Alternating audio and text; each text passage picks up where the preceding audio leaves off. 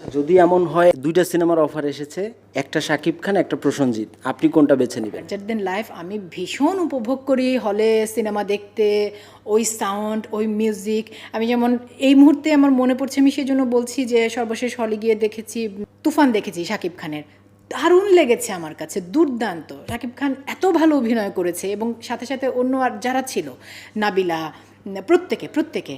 তো যে প্রশ্নটা তুমি করেছো যে আমি করতে চাই না, আমার কাছে এরকম খুব কোনো কাজের প্রস্তাব আসেনি বাবু।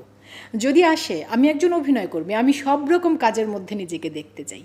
হ্যাঁ, সেটা ওই যে প্রতিটি জনরাই, সেটা হোক কমেডি, হোক মানে সব কাজের মধ্যে আমি নিজেকে দেখতে চাই। শুধু চরিত্র, গল্প আমার পছন্দ হতে হবে।